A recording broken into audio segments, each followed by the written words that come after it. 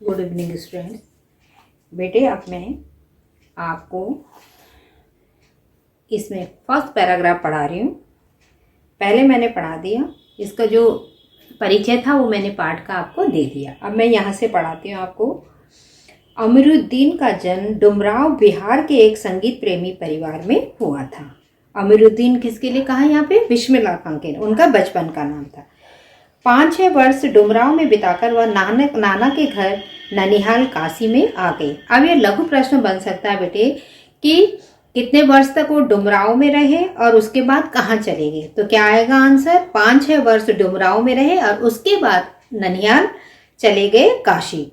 डुमराव का इतिहास में कोई स्थान बनता हो यह ऐसा नहीं लगा कभी भी, पर यह जरूर है कि शहनाई और डुमराव एक दूसरे के लिए उपयोगी हैं। अब कैसे उपयोगी है देखो। शहनाई बजाने के लिए रीढ़ का प्रयोग होता है। रीढ़ अंदर से पोली होती है जिसके सहारे शहनाई को फूंका जाता है। रीढ़ नरकट, ध्यान रखिए बेटे, नरकट क्या है? एक प्रकार की घास होती है।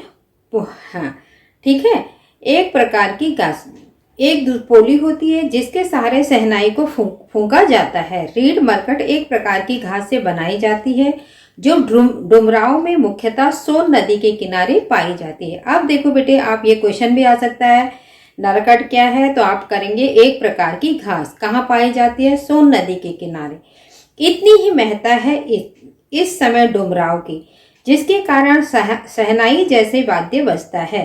फिर अमरुद्दीन जो हम सबके प्रिय हैं, अपने उस्ताद बिस्मिल्लाह खां साहब, उनका जन्म स्थान भी डुमराव ही है। इनके परदादा उस्ताद सलार हुसैन खां डुमराव निवासी थे। क्वेश्चन आ सकता है कि इनके परदादा कौन थे? तो क्या लिखेंगे? उस्ताद सलार हुसैन खां, बिस्मिल्लाह खां उस्ताद पैगंबर बख्श खां और मिठुन के छोटे साहबजादे हैं। अब देखिए बेटे, डुमराव का क्या महत्व बताया है और इसमें एक तो लघु क्वेश्चन मैंने पढ़ाते हुए अभी आपको बता रही हूँ।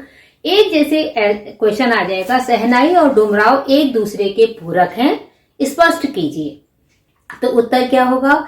शहनाई बजाने के लिए जिस रीढ़ का प्रयोग होता है और जिसके सहारे शहनाई को फूंका जाता है वह नरकट घास डुमराव में मुख्य रूप से सोन नदी के किनारे पाई जाती है। इसी डुमराव में शहनाई वादक बिस्मिल्लाह खां पैदा हुए थे। इस प्रकार दोनों एक दूसरे के पूरक हैं। ठीक है। अब जैसे क्वेश्चन आएगा, अमीरुद्दीन के परिवार को किस आधार पर संगीत प्रेमी कहा गया है? तो कैसे लिखेंगे उत्तर? अमीरुद्दीन के परिवार में संगीत के प्रति पुश्तैनी लगाव था। उनके परदादा और पिता संगीत से जुड़े हुए थे। इस आधार पर उनके परिवार को संगीत प्रेमी कहा गया है। थैंक यू बच्चे।